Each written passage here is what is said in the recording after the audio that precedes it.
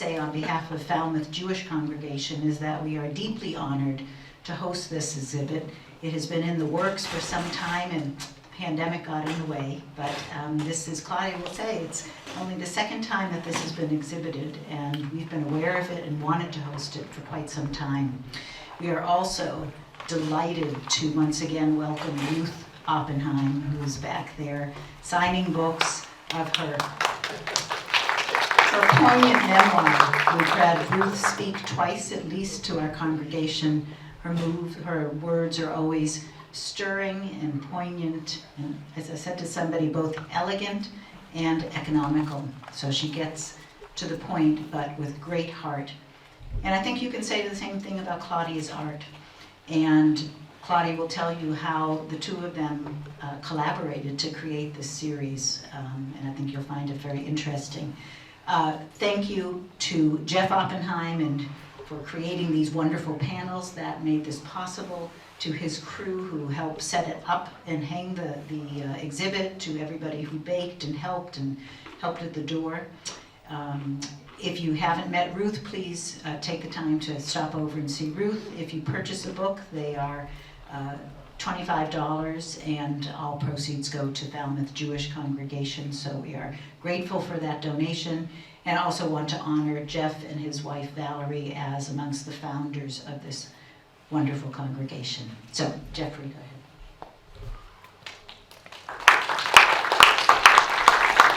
Thank you, Pamela. I'd like to welcome everyone to this art exhibit entitled My Mother's Story. You've heard that all these paintings have been done by my sister.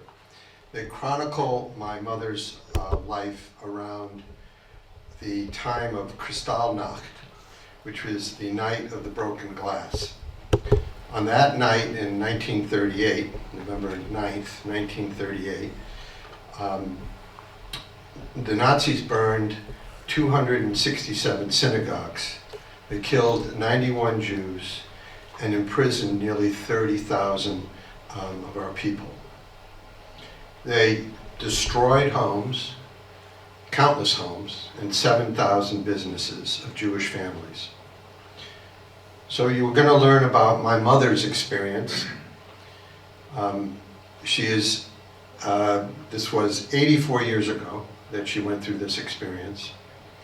And sadly, her story has relevance today in 2022, as our former president recently socialized with anti-Semites and Holocaust deniers. Jews in our country and around the world have been attacked, threatened, killed, some of them while worshiping. Our own community has had anti-Semitic graffiti and threats that now warrant police protection, even in our small, otherwise welcoming town of Falmouth. But I don't want to paint the bleak picture, because we are overjoyed to celebrate this weekend's my mom's 95th birthday celebration. And this exhibit is the public part of that celebration. You should all know that she's been a tireless speaker for the Holocaust Center in Rhode Island, where she lives. She meets with students of all ages, from junior high through graduate programs. A few years ago, I attended a speech that she gave. She was the keynote speaker at our Naval War College in Newport. They had a seminar, first seminar in the history of the War College, on slow genocide. And she's even given a speech to her local police department in Barrington, Rhode Island. She talks from a 11-year-old girl's perspective, what happened to her and her family. And I think it speaks volumes of the events of that time. Her experiences have, of course, reverberated down through our families, through her children, both of whom are here tonight, grandchildren, and hopefully in the future our great-grandchildren. I want to thank my sister for her willingness and her enthusiasm in bringing this exhibit to the community. She had to transport all of these paintings that are behind me from her home in Baltimore to her home in North Falmouth.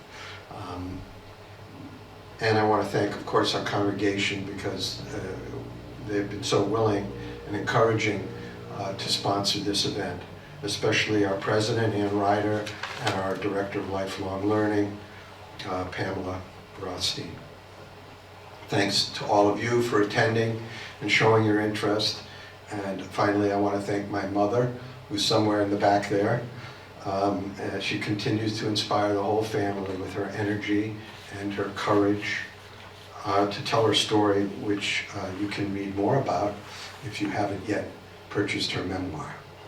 Thank you very much. Now Claudia will give her artist.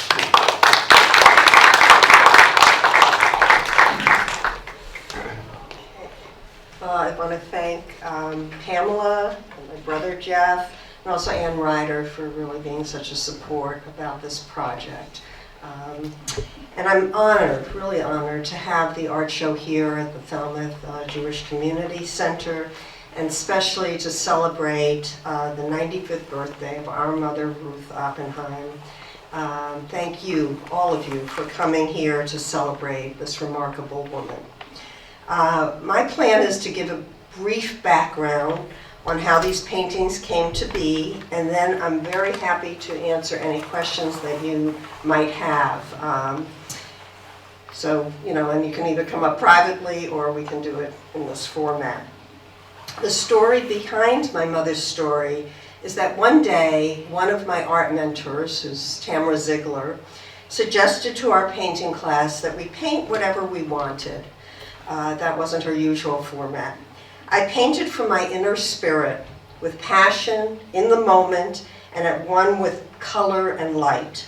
I connected with my soul and expressed from deep within my heart. The result was the painting called Forbidden, which is the wall behind this and the back wall. Upon seeing the painting, Tamara said, "Claudia, this is enigmatic and powerful. What is it?"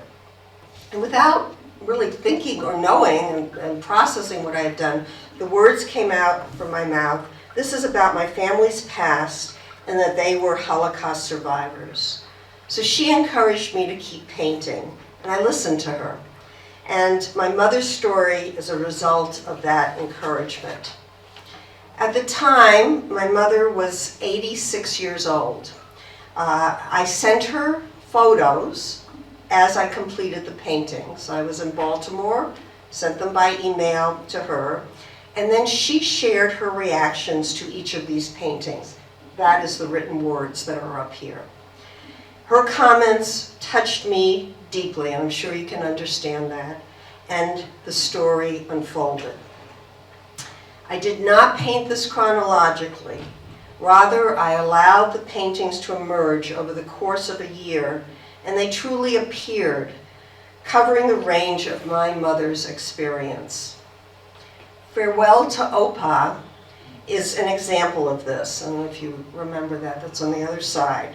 There was a blank space as I painted in the center of this painting, and I did not know how to fill it. And so rather than going to my head, I just allowed to connect with the heart, and as I let go, Opa's face emerged. When I sent the image to my mother, she poignantly wrote, "My maternal grandfather, Simon Frum, met us at the Cologne train station. He placed his hands on each grandchild's head. When my turn came and he chanted an ancient Hebrew blessing, as I trembled, I could not hold back my tears, knowing that I would never see my grandfather again." I believe that art can lead to healing, both for those who create as well as for those who experience. This is my tribute to those untold stories and unrecognized suffering, as well as a tribute and celebration of the life of my mother, Ruth Oppenheim.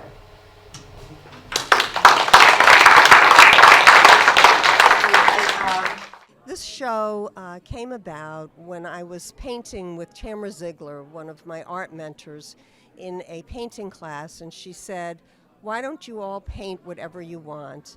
And I painted from within my soul and surprised myself. This picture came out called Forbidden, which is in the show, and shows it was the start of the unfolding of the Holocaust story that is my mother's story. Well, I'm very proud of what my daughter did over the years, but it also brings back painful memories which become more vivid with the longer I live.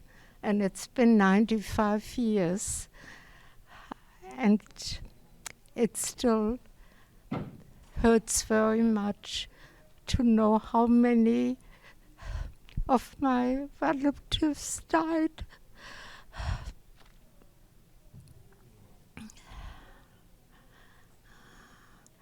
In the Holocaust. Several years ago, Ruth Oppenheim spoke to our congregation at my invitation for either commemoration of Kristallnacht in November or Yom HaShoah in the spring.